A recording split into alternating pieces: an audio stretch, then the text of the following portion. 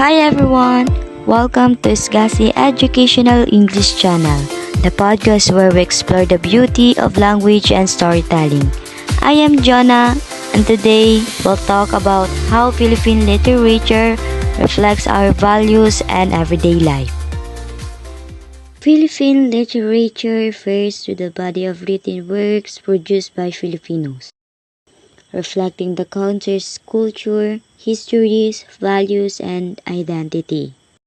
It includes both oral written tradition and it has evolved through various historical periods from pre-colonial times to the present. Now, characteristic of Philippine literature like diverse influence, pre-colonial period, Spanish period, American period, Japanese occupation, and post-independence to contemporary. The multilingual written in various languages, Filipino, English, Spanish, and regional languages. Philippine literature refers to forms genres like oral literature, poetry, prose, drama, and modern genres. Also, Philippine literature includes themes, and Philippine literature has a famous author and famous stories like Paz Marquez Benitez with his famous first modern Filipino short story in English titled Dead Stars. So everyone, I will read one of the famous story Dead Stars, the first modern Filipino by Paz Marquez Benitez. So you must pay attention and listen to this story.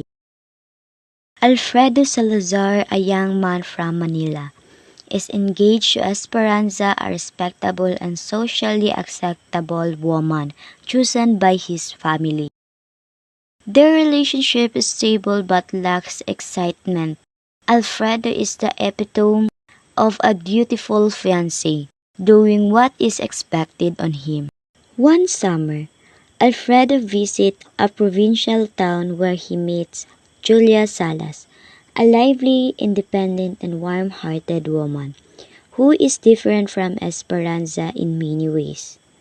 They develop a friendship that soon grows into an emotional connection. Alfredo is enchanted by Julia's charm, wit, and sincerity. Their conversation and time together awaken feelings in him that he had never experienced with Esperanza. Alfredo starts to fall in love with Julia, but he struggles with his conscience because he is already promised to Esperanza.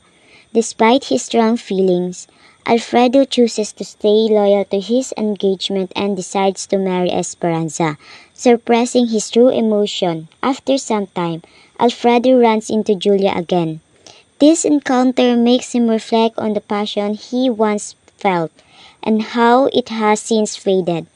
He realized that what he experienced with Julia was illusion, a fleeting passion that, like dead stars, continue to shine even though the sources has long disappeared.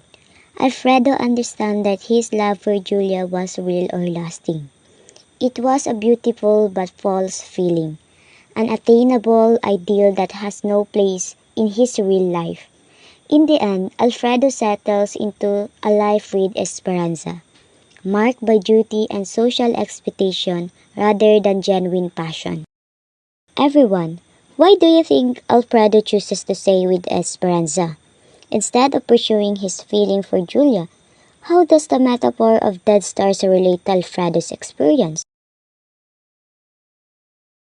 On Alfredo's feelings for Julia, he was caught in the twilight of his life, and the dead star of his heart shone upon him, and also on metaphor of dead stars, stars that have long since ceased to exist, but whose light is still traveling across space to reach us like memories of love that is no longer alive. I know you're guessing the characters, everyone. Here's a short analysis. Alfredo Salazar is a young man caught between his own desires and the social norms of his time. His indecisions and fear of breaking convention lead him to a life of regret. Alfredo symbolized the Filipino middle class struggle between personal freedom and societal duty. Esperanza is Alfredo's fiancée, an eventual wife. She represents tradition, stability, and social respectability. True, loving, and devoted, her character is more symbolic than deeply developed. And Julia Salas, the embodiment of passion, freedom, and authenticity. Julia contrasts with Esperanza, offering Alfredo a glimpse of a life driven by true emotion rather than obligation. In Philippine literature, isn't just about one language or perspectives. It's a vibrant tapestry of many languages: Tagalog, Cebuano, Ilocano, Hiligaynon, and regional cultures. This diversity reflects the country's complex history and rich cultural heritage. Much of the Philippine literature is deeply tied to country's history of colonization, resistance, and identity formation. Writers often use literature as a tool to preserve culture, assert national pride, and critique social issues.